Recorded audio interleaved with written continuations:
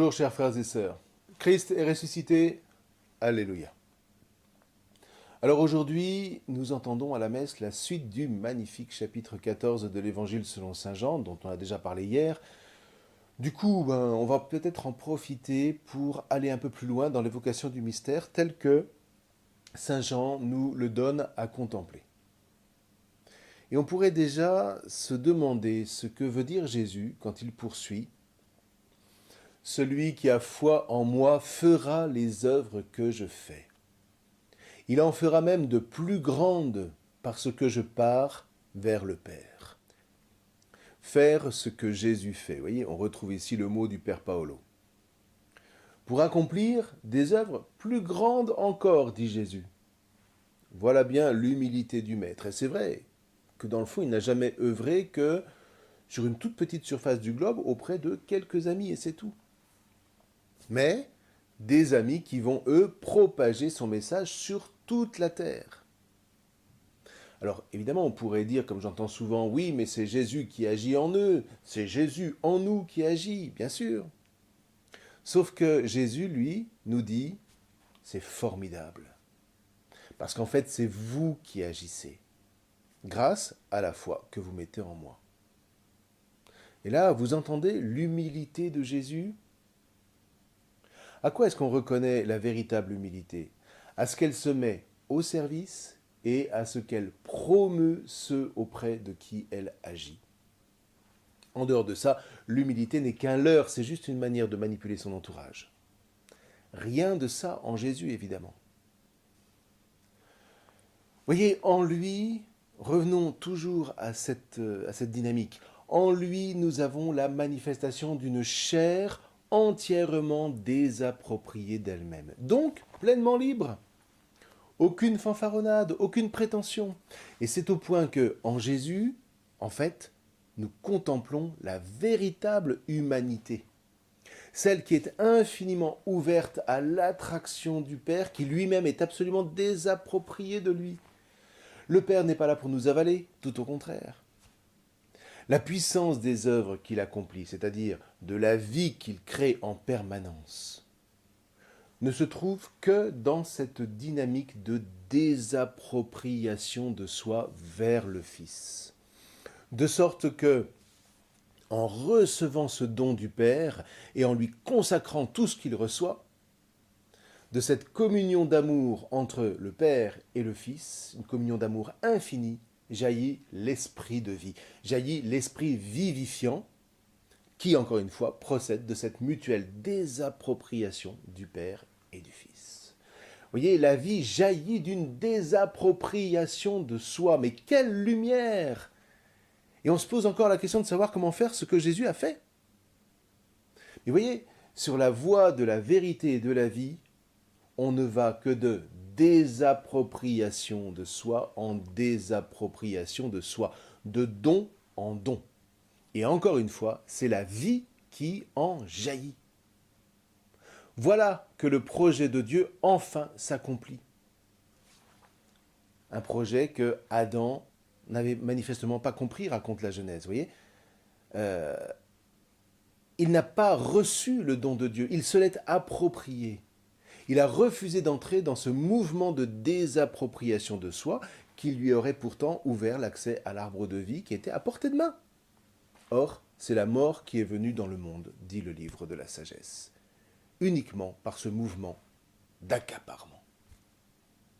Donc voyez, ce que j'entends dans cet évangile, c'est que si je me désapproprie de moi, non pas comme un acte de maîtrise, mais comme l'offrande de moi au Père par Jésus, dans un abandon à ce que me soufflera l'Esprit, alors je ferai les œuvres que Jésus a faites, et j'en ferai de plus grandes. Au sens où dans ma vie, je me laisserai avant tout attirer vers le Père qui est en moi. Et pour ce qui est des œuvres, eh bien je me mettrai à l'écoute de la providence. Alors, ce que je vous raconte est complètement dingue, c'est complètement fou au regard de l'humanité pécheresse, c'est vrai. C'est complètement délirant ce que je suis en train de vous dire. Sauf que c'est là qu'est née l'œuvre d'une sainte Mère Teresa de Calcutta, l'œuvre d'un Saint Vincent de Paul, l'œuvre d'un Charles de Foucault, d'un saint François d'Assise, d'une sainte Thérèse d'Avila ou d'une sainte Thérèse de Lisieux, l'œuvre d'un saint Pierre, l'œuvre d'un saint Thomas qui va aller évangéliser les portes de la Chine dès l'an 65 de notre ère. On vient de découvrir il y a quelques années une gigantesque fresque gravée dans le granit qui raconte cette évangélisation de la Chine par la frontière ouest avant même la fin du 1er siècle. Vous voyez, est-ce que tous ces hommes et toutes ces femmes étaient exceptionnels? Est-ce qu'ils avaient fait des grandes écoles? Est-ce qu'ils avaient un projet politique? Non, non, non et non. Ils faisaient simplement ce que Jésus a fait. Ils se laissaient libérer par l'attraction du Père en eux-mêmes. Ils étaient en permanence dans le temple intérieur de leur chair avec Jésus pour se laisser inspirer par l'Esprit. Ce temple dont l'Épître aux Hébreux nous dit que Jésus est le grand prêtre parfait parce qu'il s'y offre lui-même.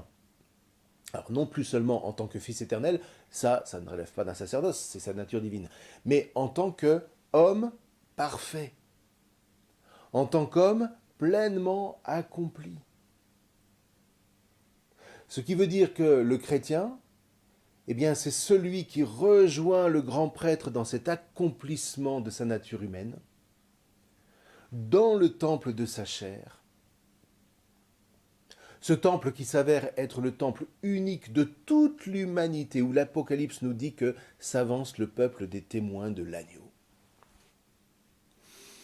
Alors, avec tout ça, est-ce qu'on est en train de faire de l'angélisme? Écoutez, si j'en crois les saints qu'on vient de mentionner, et tous les autres, et leurs œuvres, qui ne sont pas passées par les planifications du monde de l'argent, ce qui ne veut pas dire encore une fois que l'argent ne les a pas aidés, mais au moins il est resté à sa place de moyen et non pas de fin en soi. Donc si j'en crois ces saints qui ont vraiment suivi Jésus sur la voie intérieure de la vérité et de la vie, alors pour ma part, moi je sais à quel monde je veux appartenir. Tout le reste est vain. Toutes ces manières de donner des leçons aux autres, de vouloir maîtriser les affaires, même au nom du bien dont on croit être des bons soldats, toute cette justice qu'on voudrait rendre en prenant les moyens de la force ou des coups de gueule, tout ça vient du malin. Ça ne vient pas de Jésus, en tout cas pas de Jésus tel qu'il se donne à rencontrer dans les évangiles. Car ce que nous révèle Jésus, en fait, a un nom, la pauvreté. Heureux les pauvres en esprit, à eux le royaume de Dieu. C'est ce qu'avait si bien compris cet homme extraordinaire qu'était saint François d'Assise, tellement extraordinaire que même le plus athée de la terre ne peut que le respecter.